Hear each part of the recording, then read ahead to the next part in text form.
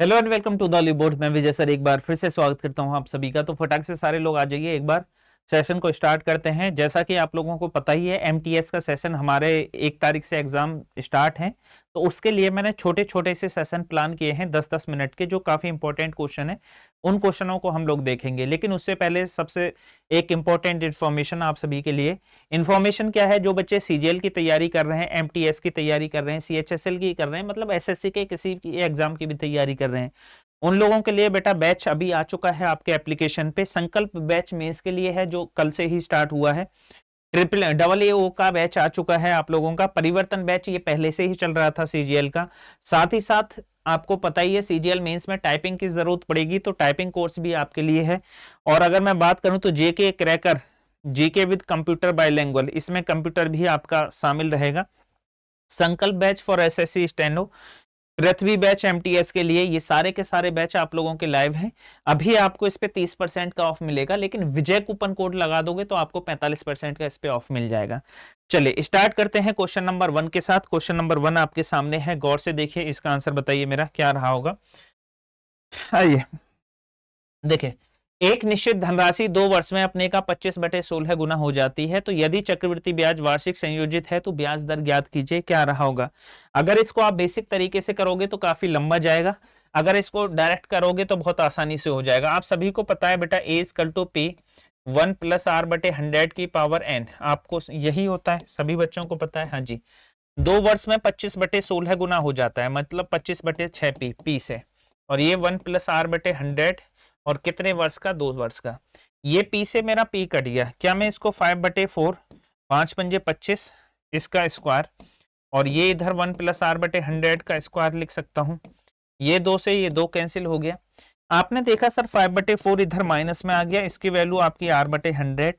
LCM लोगे आपका 4 आ जाएगा, 5 में से 1 4 माइनस किए, r/100।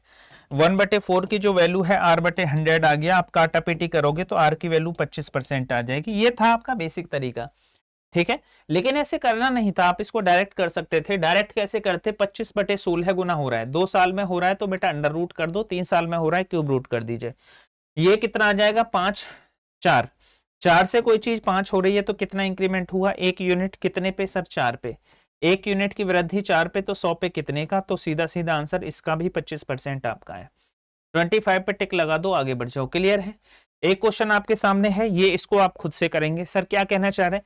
खुद का 27/8 गुना हो जाता है, 27/8 गुना हो जाता है खुद का। तो 3 साल की बात हो रही है, क्यूब। ये 2 से कितना हो गया? 3।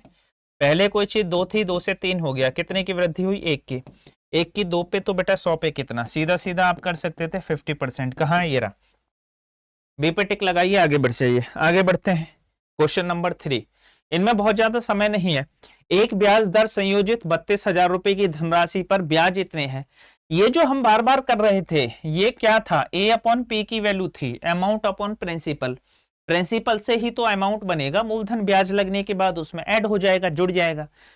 अब आपने देखा 32,000 रुपए की धनराशि, सर प्रिंसिपल तो आपका 32,000 है, अमाउंट जो होता है आपका P प्लस क्या आ जाएगा? आपका CI। तो ये है आपका 32,000 प्लस 5,000 44। अगर मैं बात करूं तो ये 37,044, 37,044। अब मुझे अमाउंट ऊपर लिखना है, प्रिंसिपल नीचे। 32,000 से कोई चीज कितना है? 37,044, ठीक है। कितने साल में? 3 साल में। लेकिन अब प्रॉब्लम यह है, अगर गौर से देखोगे तो 32,000 किसी का क्यूब नहीं होता। अब चूंकि किसी का क्यूब नहीं होता, तो इस वजह से मुझे अब इसमें प्रॉब्लम भी आएगी। तो कैसे? आपने ये काटा, 4 से काटा, 4 8 या 32, 8,000। 4 नाम 36, 4 दूनी 8, 4 6 24, 4 एकम 4। क्या मैं ऐसे कर सकता हूं? भाई 4 से डिवाइड कर दिया, ऊपर भी काट दिया और नीचे भी काट दिया 4 से, ठीक है। अब मेरी समझ में आ गया ये किसका क्यूब होता है। तो आप बोलोगे सर ये क्यूब होता है 20 का, और ये क्यूब होता है 21 का। मतलब कोई चीज 20 से 21 आ गई, कितने की वृद्धि हुई? सर 1 की। कितने पे? 20 पे। और आपका परसेंटेज निकालोगे तो क्या आ जाएगा? मल्टीप्लाई 100%। काटा पीटी करके कितना आ गया सर? 5%। ए पे टिक लगा दीजिए, आगे बढ़ जाइए। नेक्स्ट क्वेश्चन आपके सामने है, गौर से देखिए। ये थोड़ा सा टाइप चेंज है, लेकिन इनमें भी कोई दिक्कत नहीं है। आइए निश्चित धनराशि 5 वर्ष में 25 गुना हो जाती है, 7 वर्ष में 36 गुना ब्याज दर। बस उसी को थोड़ा सा मॉडिफाई कर दिया है। मॉडिफाई करने का मतलब है उसको अलग तरीके से रिप्रेजेंट कर दिया है। कैसे? सर मान लीजिए कोई धनराशि पी है तो 25 पी हो रही है कितने साल में, तो आप बोलोगे सर 5 साल की हो रही है, 5 ईयर्स में, ठीक है। 7 साल में हो रहा है 36 पी, 7 साल में, ठीक है, 7 ईयर्स में। अब मुझे एक बात बताना, 5 साल में 25 पी हो रही है, 7 साल में 36 पी, तो ये जो समय रहा होगा ये 2 साल का समय रहा होगा। टोटल 7 है, ये 5 है, तो ये 2 रहा होगा। अब आपने देखा सर 2 साल में 25 पी से कोई चीज 36 पी हो रही है, यही तो कहना चाह रहा है क्वेश्चन में। पी से पी कैंसिल, ये कितना आ गया 5/6, मतलब कोई चीज सर 5 थी, 5 से 6 हो गया।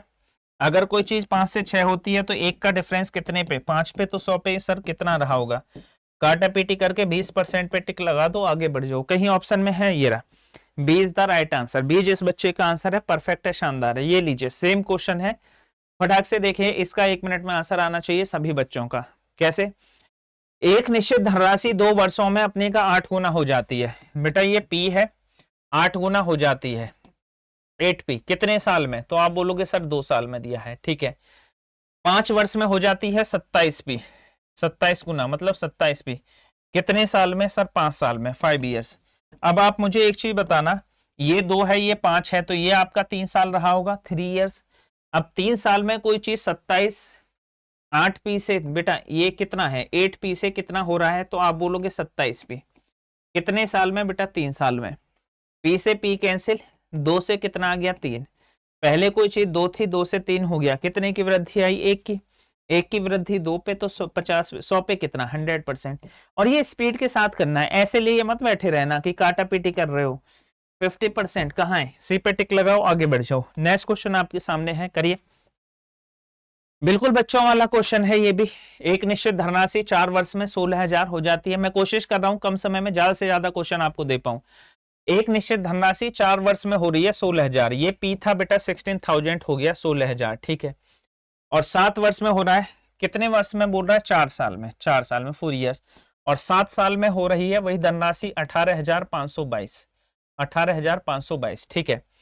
तो पूछा है ये पूरा कितना दे रखा है, 7 ईयर्स। अब आप मुझे एक चीज बताना, वो 4 साल है, ये 7 साल है, तो ये जो बाकी का बचा होगा 3 ईयर्स बचा होगा, 3 साल।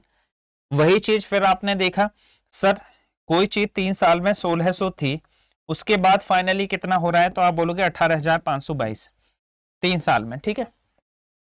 इसको कुछ काटिए, कितने से काट लें, 2 से काट लें, 9261, और ये कितना आ जाएगा 8,000, और ये कितना है आपका 3 साल, 3 साल का ही तो आया। ये टोटल 7 है, ये 4 है, तो ये 3 साल का रहा होगा। बोलिए कोई दिक्कत नहीं।